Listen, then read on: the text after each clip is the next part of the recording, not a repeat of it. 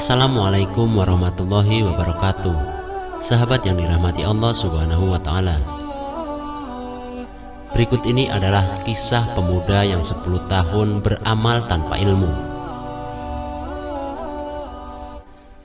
Termaktub kisah dalam kitab Nihayatul Izzi wa Syaraf karya Abuya Sayyid Muhammad bin Alwi Al-Maliki Al-Hasani, bahwa suatu ketika ada seorang ayah yang menasihati kedua anaknya.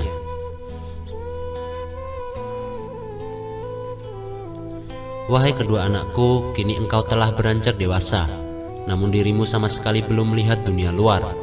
Maka dari itu berkelanalah, wahai putraku, hingga engkau mendapatkan pengalaman yang bermanfaat bagi kehidupan kelak.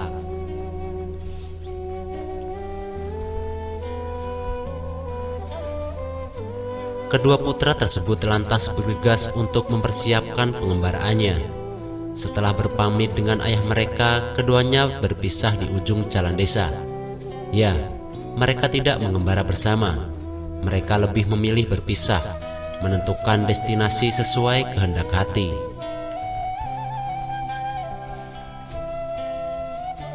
Kini lega sudah hati sang ayah, meski awalnya agak berberat hati harus terpisah dengan kedua buah hati.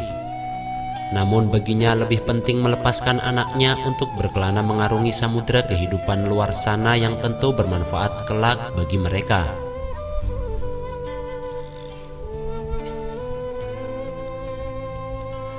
Tak terasa 10 tahun berlalu, sesuai waktu yang telah disepakati. Mereka bersama-sama kembali ke hadirat sang ayah yang telah menanti.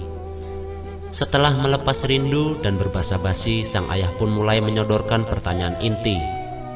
Wahai putraku yang kusayangi, apakah yang engkau dapat selama 1 dekade ini? Tanya sang ayah penuh tatapan dalam.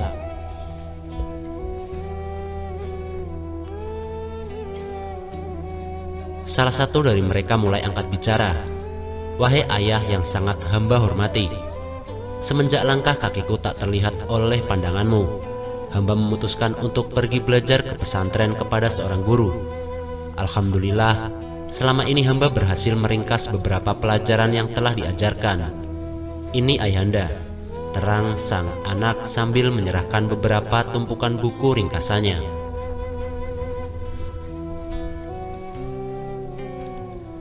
Maha suci Allah yang telah menuntunmu ke jalan ilmu, wahai putraku.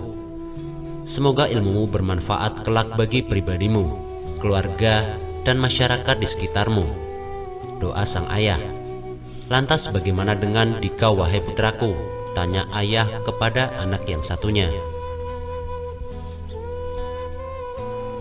Wahai ayahku, selama 10 tahun ini aku memutuskan untuk tahanus menyepi beribadah kepada Allah di sebuah goa. Alhamdulillah, baru berselang 3 hari Allah telah memberiku anugerah yang tak terkira. Apa itu wahai anakku? Belum sampai anaknya selesai menjelaskan, sang ayah terburu memotong penjelasan anaknya akibat keingintahuan yang begitu mendalam.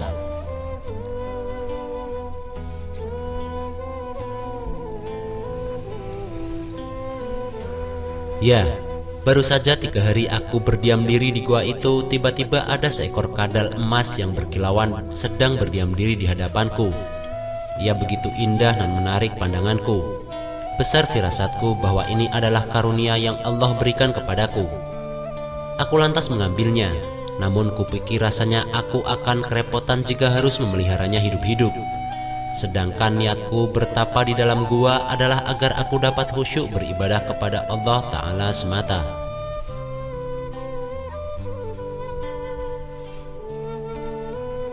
Akhirnya aku awetkan saja kadal emas itu. Setelah aku menghilangkan nyawanya, lantas aku jemur bangkai kadal itu hingga mengering dan tak berbau. Setelah itu kutali ujung tubuhnya dengan kalung yang kini terlilit di leherku. Ini dia ayah, terang anak satu ini sambil menunjukkan kalung yang bergelantung di lehernya.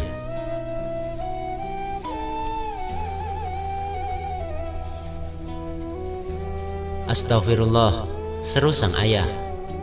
Alih-alih sang ayah terpukau bangga akibat pencapaiannya selama mengembara, sang ayah justru bermuram durja sambil memegang kepala. Anaknya begitu bingung tiada tara. Adakah yang salah dengan kisah hebat yang dialaminya?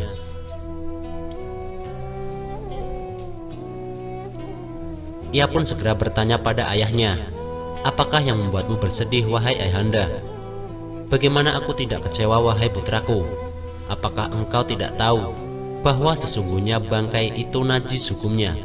Sedang engkau selama pertapaanmu di gua sana dengan bangga mengalungkan barang najis itu dan mengira bahwa itu adalah karunia dari Allah Ta'ala." Sang ayah begitu terpukul.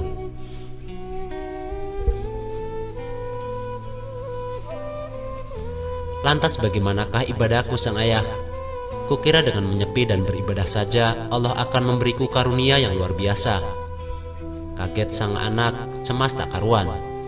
"Ketahuilah, wahai anakku, wajib bagimu untuk mengganti seluruh ibadah sholat yang engkau lakukan setelah engkau menggunakan kalung itu selama 10 tahun ini, karena tidaklah sah ibadah seseorang ketika ia membawa najis di dalam ibadahnya," terang sang ayah dengan wajah yang penuh iba.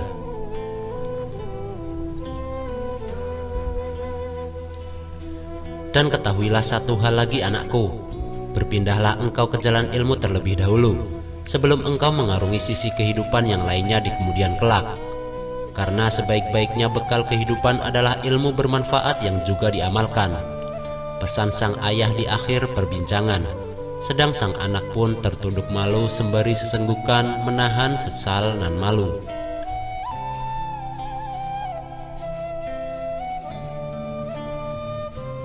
Memang ilmu merupakan bekal pertama yang utama dalam menjalani kehidupan. Bahkan sering sekali ulama salaf menyitir sebuah makalah Arab dalam menggambarkan pentingnya ilmu.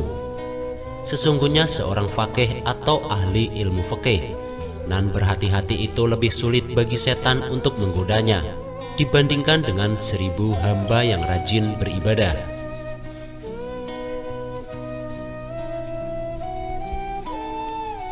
Itulah kisah pemuda 10 tahun yang beramal tanpa ilmu.